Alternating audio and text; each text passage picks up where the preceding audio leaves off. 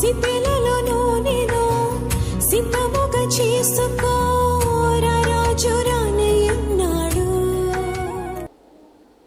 మనిషి మారిపోతున్నాడు, మానవుని ఆలోచనలు మారిపోతున్నాయి, మానవుని బుద్ధి మారిపోతుంది. క్షణక్షణము మానవుడు మారిపోతూ ఉన్న మనిషే. ఎవరు స్థిరుడు లేడి లోకంలో, ఎవరిని నమ్మటానికి కూడా వీల్లేదు.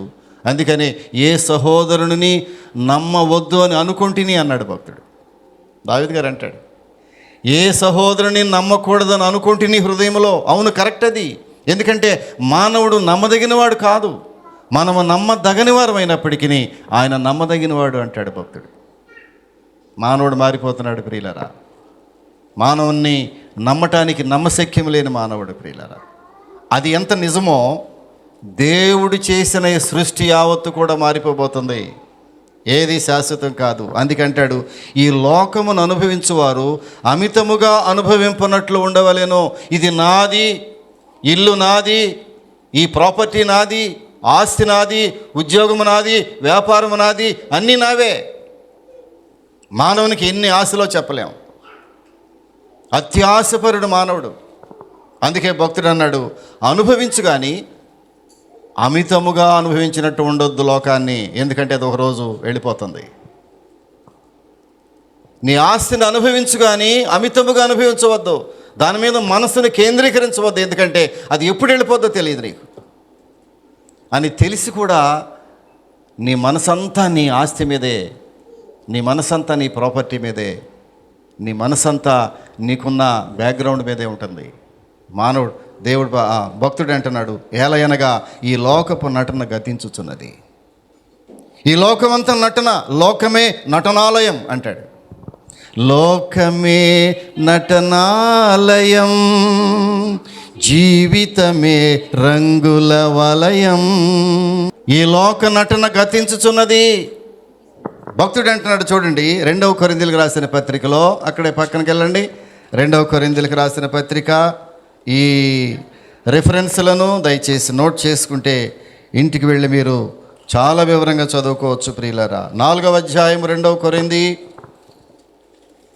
18వ వచనాన్ని మనం జ్ఞాపకం చేసుకుంటే భక్తుడు అంటాడు చూడండి, 4:18 అంటాడు, క్షణమాత్రముండు ఈ చులకని శ్రమ మా కొరకు అంతకంటే ఎక్కువగా నిత్యమైన మహిమ భారమును కలుగజేయుచున్నది. ఏలయనగా దృశ్యమైనవి అనిత్యములు, అదృశ్యమైనవి నిత్యములు. కంటికి కనబడేవి అవి అనిత్యములు. కంటికి కనబడేవి, ఏది కంటికి కనబట్టలేదో అది నిత్యమైనది. మానవుడు తన కంటితో చూసేవే పర్మనెంట్ అనుకుంటున్నాడు మానవుడు. పరలోక రాజ్యం అది కంటికి కనబడదు కానీ అది నిత్యమైన రాజ్యం ప్రియులారా. నిత్యరాజ్యం అన్నాడు దాని పేరు. ఈ రాజ్యము కూలిపోబోతుంది. ఈ రాజ్యము ఈ భూమి ఉత్తరం చుట్టినట్టుగా చుట్టబడిపోతూ ఉంది. ఆకాశములు ఈ చేతి పనులే కానీ అవి కూడా గతించిపోతున్నాయి. కానీ నిత్యరాజ్యము పరలోక రాజ్యం, అది కనబడదు కానీ నిత్యమైంది.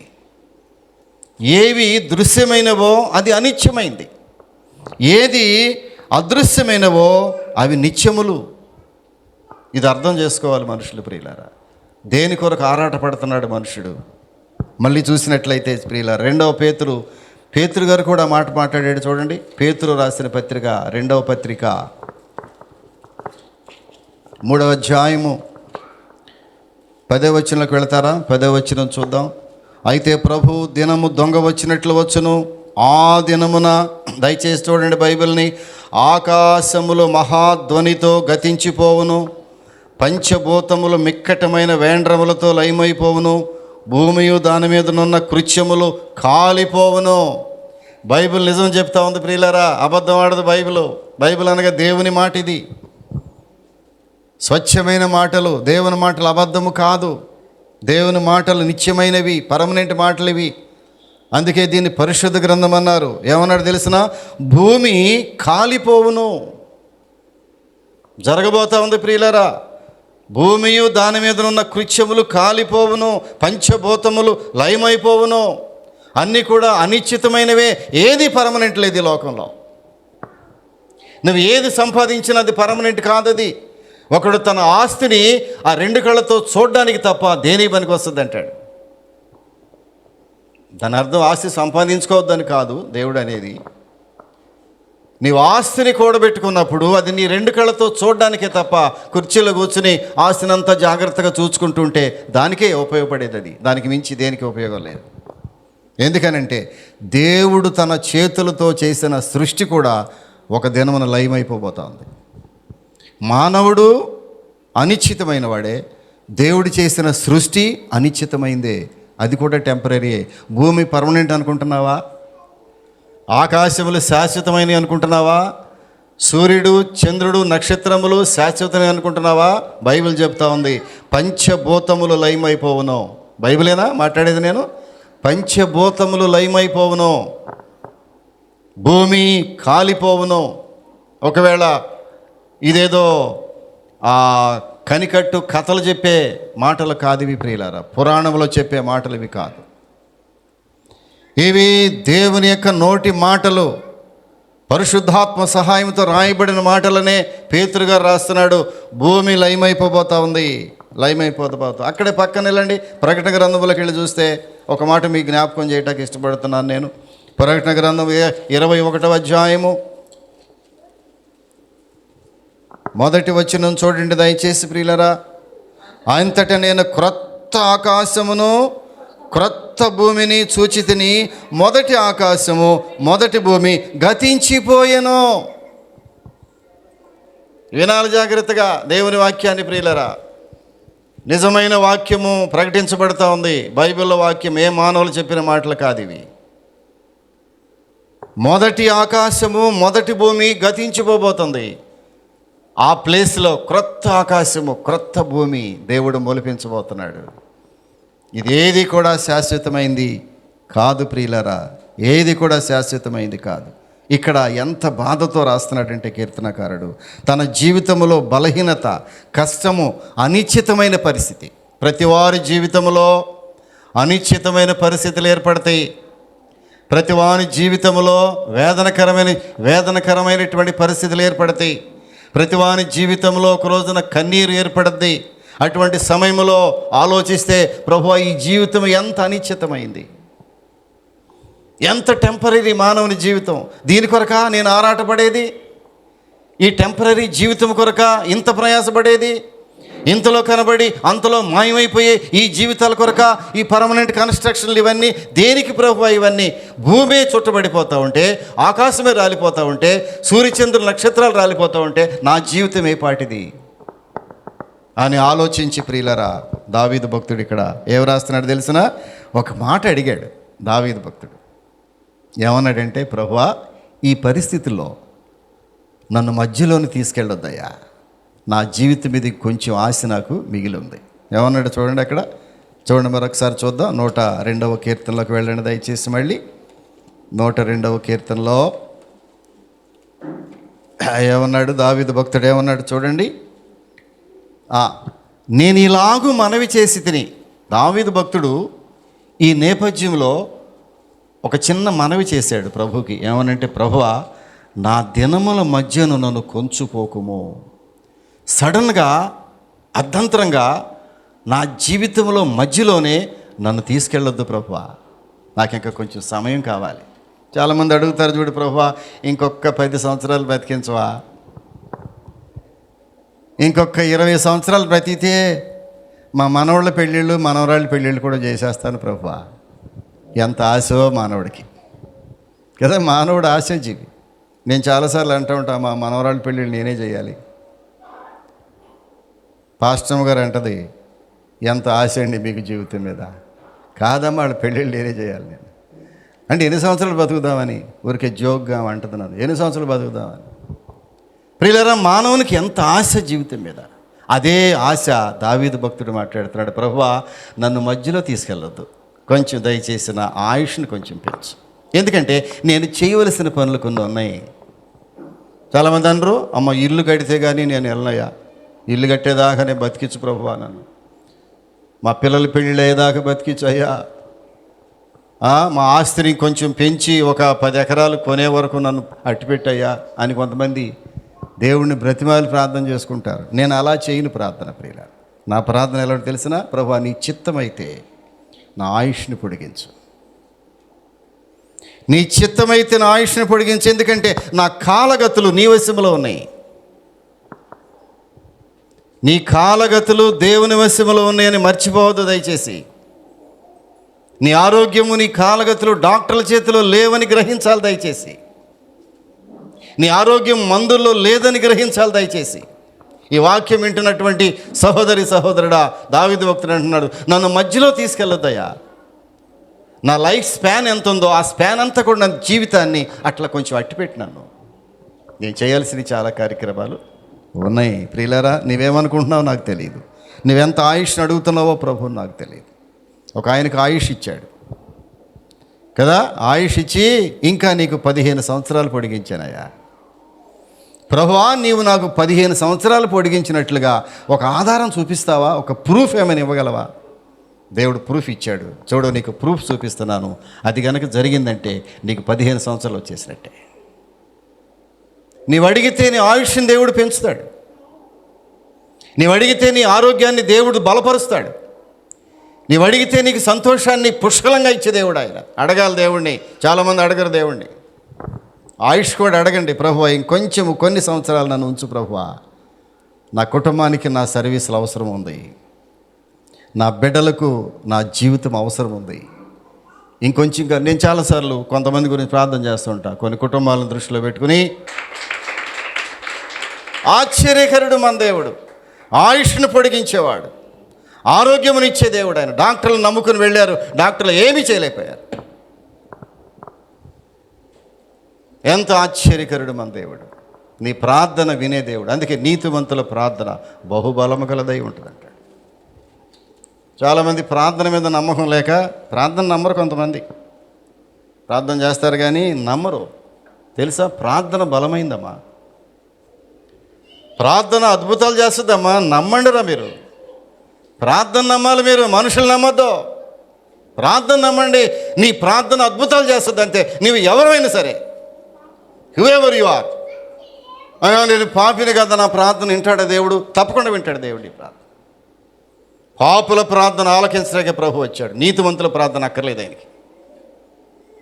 ప్రభువా నేను పాపిని, నన్ను కరుణించనే ప్రార్థన ఉందే, ఆ ప్రార్థన దేవుడు ఎంత కమ్మగా వింటాడో చెప్పలేము. మా అల్పులైన మా పాపులమైన మా ప్రార్థన ప్రభు ఆలకించాడు. ప్రియులారా, ఎంత ఆశ్చర్యకరుడు దేవుడు. దావీదు భక్తుడు అడిగాడు. ప్రియులారా, దావీదు భక్తుడు అడిగితే ఒక్కసారి అడిగి అన్నాడు, అడిగినటువంటి దావీదు ఏమన్నాడు తెలిసిన? ఆయన అద్భుతాలను జ్ఞాపకం చేసుకుంటున్నాడు. ప్రభువా నన్నేమో కొంచెం కాలం అట్టిపెట్టిన తర్వాత ఏమన్నాడు? 25వ వచనములో, ప్రభువా నీ సంవత్సరములు ఉన్నాయే అవి తరతరములు ఉంటాయి. నీ సంవత్సరములకు అంతము లేదయ్యా. నీ సంవత్సరములు తరతరములు ఉండును. ఎందుకంటే you are everlasting God. ఆదియు నీవే, అంతమును నీవే, అల్ఫయు నీవే, ఒమేగయు నీవే. అల్ఫా ఒమేగయు నీవే. Mutability, immutability God. మన దేవుడు నిత్యుడు.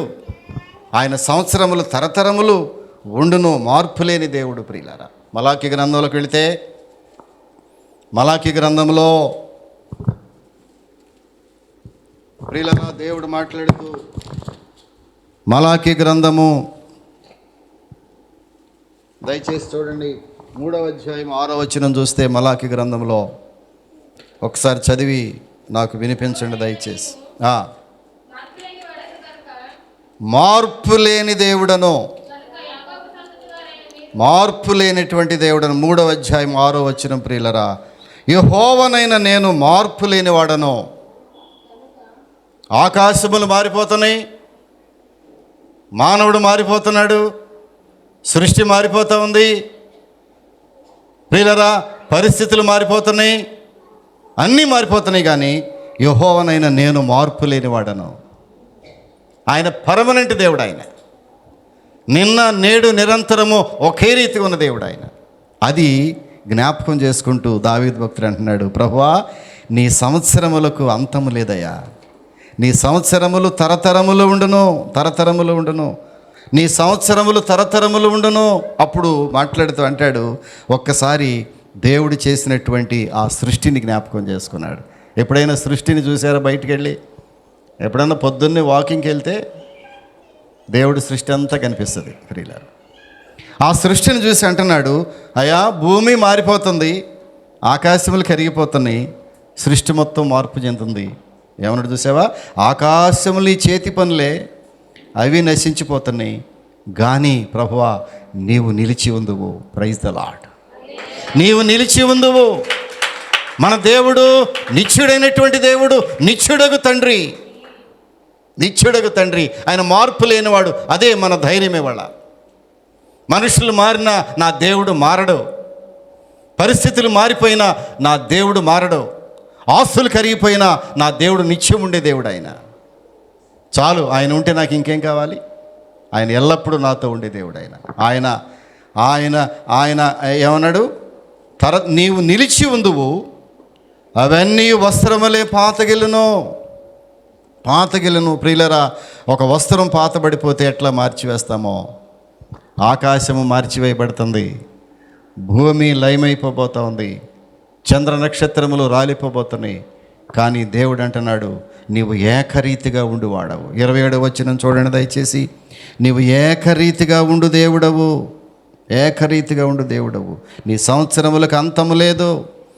నీ నీ నీ నీ రక్త సంబంధులు మారిపోయినా, నీ స్నేహితులు మారిపోయినా, నీ ఆప్తులు మారిపోయినా, నీకు దగ్గరగా ఉన్నారనుకున్న వాళ్ళు కూడా నీకు ఎదురు తిరిగినా, నీకు విరోధులుగా మారిపోతున్నా, నీ దేవుడు నిత్యుడైన దేవుడు నీకు ఉన్నాడు. ఆయన పర్మనెంట్, ఆయనలో మార్పు లేదు ప్రియులారా. దానితో మనం బ్రతికేయచ్చు అంతే. చాలామంది అంటారు అందరూ మారిపోయారండి. అయ్యయ్యయ్యయ్య, ఒకవేళ బంధువులు దూరమైపోతున్నా, కనుమరుగైపోతున్నా, ఆప్తులైన వారు, రక్త సంబంధులు ఒకప్పుడు దగ్గరగా ఉండి ఆ థిక్కెస్ట్ మూమెంట్లో ఉన్నవారు దూరమైపోతున్నా కూడా నా దేవుడు పర్మనెంట్గా ఉన్నాడు. నాకు అదే సంతోషం. తిరుగులేనటువంటి పరిస్థితి, ఎవరికి జడవనటువంటి పరిస్థితి, ఎవరో వచ్చి ఏదో చేస్తారనేటటువంటి ఆశ లేనటువంటి పరిస్థితి. ఎందుకంటే సమస్తం ఎరిగిన దేవుడు, సమస్తమును ఇచ్చేటటువంటి దేవుడు. ఎన్నడూ కూడా మనల్ని దేవుడు విడిచిపెట్టే దేవుడు కాదు. అదే దావీదు భక్తుడు ఇక్కడ చాలా ధైర్యంగా మాట్లాడుతున్నాడు. నీవు ఏకరీతిగా ఉండు దేవుడు ప్రభువా.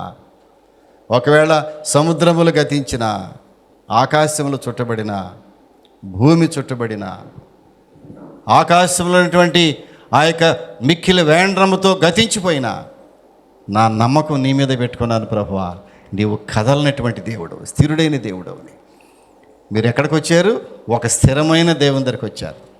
ఏది పోయినా పర్వాలేదు, ఏది ఉన్నా ఏది పోయినా ఈ రోజున ఉంది అంటే అది పర్మనెంట్ కాదు. అది ఈ రోజున మన కళ్ళతో చూస్తున్న ఆస్తిపాస్తులు అది పర్మనెంట్ కాదు. ఒక రోజున అవి లైవ్ అయిపోయి వెళ్ళిపోతాయి, రెక్కలు కట్టుకుని ఎగిరిపోద్ది ఆస్తి ఒకరోజు.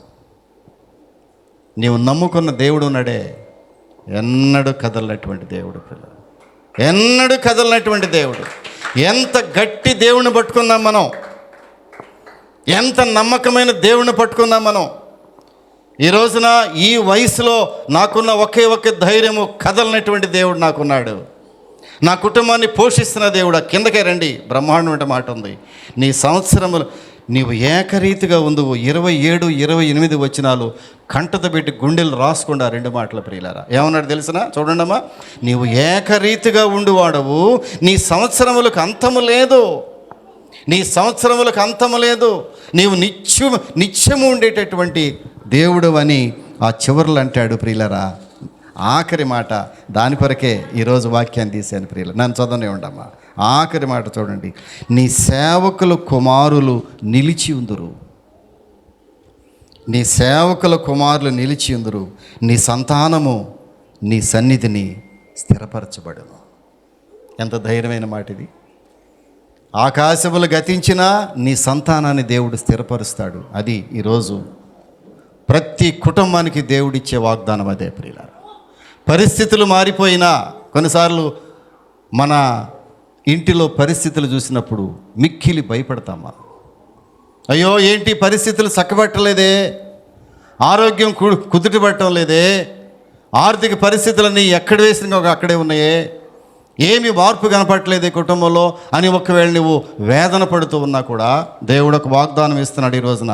ఏంటి వాగ్దానం అంటే ప్రియులరా చూడండి. నీ సంతానము వారి సంతానము నీ సన్నిధిని స్థిరపరచబడును, నీ సేవకుల కుమారులు నిలిచి ఉందురు. ప్రియులరా, నిత్యుడైనటువంటి తండ్రి ఒక మాట ఇస్తున్నాడు, నీ కుటుంబాన్ని విడిచిపెట్టను. ఈరోజు నేను నీ కుటుంబాన్ని విడిచిపెట్టును, నీ పిల్లలు స్థిరపడతారు, నీ తరతరములు దేవుడు ఆశీర్వదిస్తాడంతే. నీవు ఇవ్వాల్సిన ఆస్తి ఏంటంటే స్థిరమైన దేవుడిని బిడ్డలకి ఇవ్వాలి. నీవు ఆస్తి ఇచ్చినా అది ఉంచుకుంటారో లేదో మనకు తెలియదు. నువ్వు ఎన్ని మూటలు కట్టి అలా ఇచ్చినా అది ఉంటుందో లేదో మనకు తెలియదు. నువ్వు ఇవ్వాల్సింది ఏంటో తెలిసిన. ఒకరోజు డాన్లయ్య గారు అడిగారంటే ఎవరినో డాన్లయ్య గారిని, అయ్యా మీరు ఎంత ఆస్తి సంపాదించారు బిడ్డలకి? ఆయన ఇచ్చిన సమాధానం ఏంటో తెలిసిన, ఎన్నో దేశములలో దేవుని సేవ కట్టబడింది, నా బిడ్డలకు ఒక చిల్లిగా ఆస్తి కూడా నేను ఇవ్వలేదు ఈ లోకరీత్యా, కానీ ఒక గొప్ప ఆస్తినిచ్చాను. ఏంటి తెలిసిన, విశ్వాసం అనే ఆస్తినిచ్చాను. చప్పట్లు కొట్టాలి అందరూ. విశ్వాసం అనే ఆస్తి నా బిడ్డలకి ఇచ్చాను. అది తరగనటువంటి ఆస్తి, అది సాతాను ఎత్తుకుపోయే ఆస్తి కాదు, అది దొంగలు ఎత్తుకుపోయే ఆస్తి కాదు. అది విశ్వాసం అనే ఆస్తిని బిడ్డలకి ఇస్తే, స్థిరమైన దేవుణ్ణి పరిచయం చేస్తే నీ బిడ్డలకు. ఎంతమంది పరిచయం చేస్తున్నారు బిడ్డలకు దేవుణ్ణి? ప్రియులరా, ఈ దేవుడు మారని దేవుడయా? ఆస్తుల కంటే ముఖ్యమైన దేవుడినా? ఆస్తి కూడా కరిగిపోద్దేమో కానీ, భూమి కరిగిపోద్దేమో కానీ, సృష్టి యావత్తు కరిగిపోద్దేమో కానీ, ఈ దేవుడు నిత్యము నిలిచే దేవుడు. ఈయన్ని నీవు తీసుకొని ఆ దేవుణ్ణి నీవు బిడ్డలకు పరిచయం చేస్తున్నావా? చాలామంది బిడ్డల విషయంలో ఆ దేవుణ్ణి పరిచయం చేయలేనటువంటి పరిస్థితిలో ఉన్నారు. ప్రియులారా, దేవుడు తరతరములు ఉండేటటువంటి దేవుడు. ఆయన ద్వితీయోపదేశకాండములో ఒక మాట చూసి ముగిస్తాను. తరతరములు ఉండేటటువంటి దేవుడు. ద్వితీయోపదేశకాండము 33వ అధ్యాయంలోకి వెళ్ళండి ఒకసారి.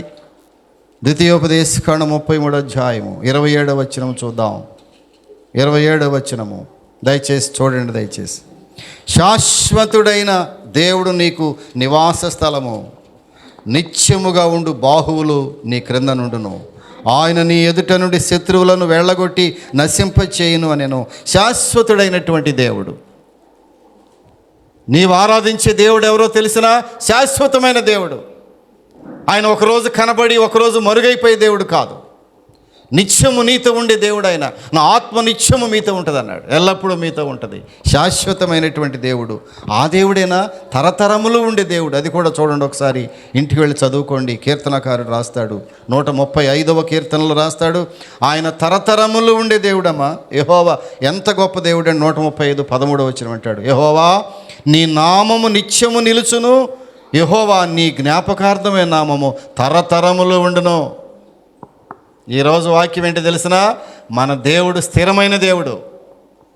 భూమి సమస్తం ఆయన సృష్టి యావత్తు మారిపోబోతుంది, కానీ మనుషుడు మారతాడు, సృష్టి మారిపోద్ది, పర్మనెంట్గా ఉన్నటువంటి అన్నీ మారిపోతాయి, కానీ మన దేవుడు మారినటువంటి దేవుడు. ఆయన తరతరములు ఉండే దేవుడు. ఆయన ఏమన్నాడు ఇక్కడ చూడండి, యెహోవా నీ జ్ఞాపకార్థమైన నామము తరతరములు ఉండును. ఆయన పేరు అన్ని తరముల వారు చెప్పుకుంటారు.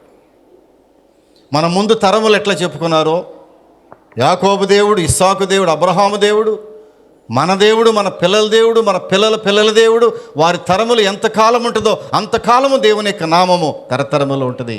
ఆయన అంత స్థిరమైన దేవుడు. ప్రియులారా, ఆయన సంవత్సరములకు అంతము లేదు, నిత్యం ఉండే దేవుడు. అంత గొప్ప దేవుని మనం కలిగి ఉన్నాం. ఎంత ధైర్యంగా ఉండాలి ప్రియులారా. ప్రభువా నాకు ధైర్యం, శాశ్వతమైన దేవుడు. అక్కడే ఉంచండి, 145లోకి వెళ్ళండి, జస్ట్ అక్కడే ఉంటుంది. 145వ కీర్తనలో అక్కడ కూడా 13వ వచనం దయచేసి చూడండి. నీ రాజ్యము శాశ్వత రాజ్యము, నీ రాజ్య పరిపాలన తరతరములు నిలుచును. బా, ఎలాంటి దేవుడినా! నీ రాజ్యము శాశ్వత రాజ్యము. ఈ ప్రభుత్వం పడిపోదు. దేవుని రాజ్యము పడిపోయే రాజ్యం కాదు, ఇది నిత్యం ఉండేటటువంటి రాజ్యం. ప్రియులరా, ఎలా ఉంటుంది ఆ రాజ్య పరిపాలన? తరతరములు నిలుచును, తరతరములు నిలుచును. అందుకే చివరిలో ఒక్క మాట జ్ఞాపకం చేసి ముగిస్తాను. ఆ ప్రకటన గ్రంథంలోకి వెళ్ళండి ఒకసారి. మొదటి అధ్యాయం ప్రకటన గ్రంథము 8వ వచనం చూస్తే, ఆల్ఫయు ఓమేగయు నేనే, వర్తమాన భూత భవిష్యత్ కాలములలో ఉండివాడు నేనే అని సర్వాధికారి దేవుడు ప్రభు సెలవిచ్చుతున్నాడు. ఎంత గొప్ప మాట ఇది ప్రియులారా. ఆల్ఫయు ఓమేగయు నేనే, వర్తమాన భూత భవిష్యత్ కాలములలో, past tense, present tense, future టెన్స్లో కూడా నిలబడి ఉండగలిగినటువంటి దేవుడు మన దేవుడు. వర్తమాన భూత భవిష్యత్ కాలములలో ఉండువాడను నేనే, సర్వాధికారి, ఆల్మైటీ గాడ్, సర్వాధికారము నా చేతిలో ఉంది. ఎంత గొప్ప దేవుడు మనం కలిగి ఉన్నాం. మనం అడిగితే ఏది ఎవడు దేవుడు ప్రియులరా? మనం అడిగితే ఏది దాచుకుంటాడు ప్రియులరా? లోకం మారిపోతుంది, శరీరం క్షీణిస్తూ ఉంది. యేసులేని ఈ జీవితం పొందలేదు మోక్షరాజ్యము. దినములు గడచుచున్నవి, క్షణములు కదుచుచున్నవి, అంతము పిలచుచున్నది, తరుగుచున్నది. యేసులేని జీవితం పొందలేవు మోక్షరాజ్యము. దినములు గడచుచున్నవి. దినములు గడిచిపోతున్నాయి ప్రియులారా. కొంతమందికి ఆలోచనే ఉండదు దినములు గడిచిపోతున్నాయి అని. అందుకే భక్తుడైనటువంటి మోషే రాస్తాడు, ప్రభువా మా దినములు లెక్కించుట మాకు నేర్పించు. Teach us to number our days అంటాడు. మా దినములు లెక్కించడం మాకు నేర్పించు. ఎంత వయసు వచ్చిందో ఇంకెంతకాలం బ్రతకగలమో. నీడవలే సాగిపోతున్నాయి దినములు. మనుషుని యొక్క దినములు నీడవలే సంవత్సరములు సాగిపోతున్నాయి. ఎప్పుడు అంతం వస్తుందో తెలియని పరిస్థితి, ఎప్పుడు దేవుడు పిలుస్తాడో తెలియని పరిస్థితి. సిద్ధపడి ఉండాలని దేవుడు హెచ్చరిస్తున్నాడు ప్రియులారా. మనుషులు మారిపోతున్నారు, ప్రకృతి మారిపోతుంది, దేవుడు చేసిన సృష్టి మారిపోతుంది. కానీ దేవుడు ఒక్కడే పర్మనెంట్గా ఉండే దేవుడు. ఆయన స్థిరమైనటువంటి దేవుడు. ఆ స్థిరమైన దేవుణ్ణి పట్టుకుని మనం ఏదడిగితే అది. భక్తుడు అంటాడు, ప్రభువా నా దినముల మధ్యలో నన్ను కొనిపోవద్దు, నాకు కొంచెం ఆయుష్ నీవు ప్రభువా. అడగండి దేవుణ్ణి. సృష్టి కూడా నిశ్చితమైందే. నేను చేసినటువంటి ఆకాశము భూమి కూడా గతించిపోబోతుంది. మిక్కిలి వేండ్రంతో లైవైపోతున్నాయి. ఆకాశము నుంచి దేవుడు సృష్టించిన సూర్యచంద్ర నక్షత్రములు రాలిపోబోతున్నాయి. మానవుడు రాలిపోబోతున్నాడు. ఎవరో పర్మనెంట్ కాదు, ఆస్తులు పర్మనెంట్ కాదు, మనకున్న పేరు ప్రతిష్టలు పర్మనెంట్ కాదు, ఏది కూడా ఈ భూమి మీద పర్మనెంట్ కాదు. ఎందుకంటే దృశ్యమైనవి అనిశ్చితములు, అదృశ్యమైనవి శాశ్వతమైనవి. అదృశ్యమైనటువంటి పరలోకము కొరకు మనం పోరాడదాం. దేవుడు ఒక్కడే నిత్యుడగు తండ్రి అయిన, మార్పు లేనటువంటి వాడు, అల్ఫా ఒమేగా ఆయనే, ఆది అంతము లేనటువంటి వాడు, నిన్న నేడు నిరంతరము ఒకే రీతిగా ఉన్నటువంటి దేవుడు ఆయన. ఒక్క నిమిషం నోరు తెరవగలవా? ఒక్క నిమిషం నోరు తెరిచి చిన్న ప్రార్థన చేసుకుందాం. ప్రభువా, దావీదు భక్తుడు అడిగినట్లుగా, ప్రభువా మధ్యలో నన్ను తీసుకెళ్ళొద్దయ్యా, నా ఆయుష్ కొంచెం పెంచు ప్రభువా. ఆయుష్ నిమ్మని అడిగాడు దేవుణ్ణి. హిజ్కియా దేవుని ఆయుష్ నిమ్మని అడిగాడు, 15 సంవత్సరాల ఆయుష్ పెంచాడు. ప్రభువా మా ఆయుష్ని పెంచే దేవుడవు నీవే, మా ఆరోగ్యం నిలబెట్టే దేవుడవు నీవే.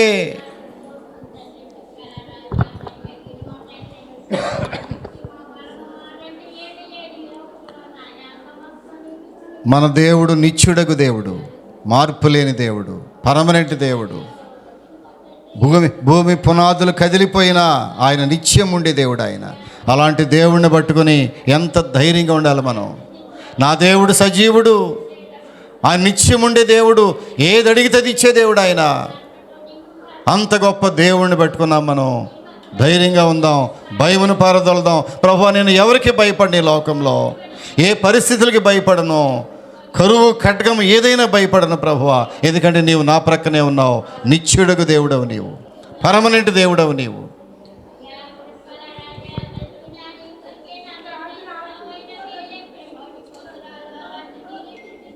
దావీదు భక్తుడు ఆయుష్ని అడిగాడు, ప్రభువా మధ్యలో నన్ను తీసుకెళ్ళొద్దయ్యా, కొంతకాలం నన్ను బ్రతికించు. ప్రభు నీకు ఆయుష్ని ఇవ్వబోతున్నాడు, నీ దినములు పొడిగించబోతున్నాడు దేవుడు. నీ బిడ్డలను పోషిస్తాడు దేవుడు. నీ కుటుంబాన్ని పోషిస్తాడు దేవుడు. మనుషులు కాదు నిన్ను పోషించేది, దేవుడే నీ కుటుంబాన్ని పోషిస్తాడు.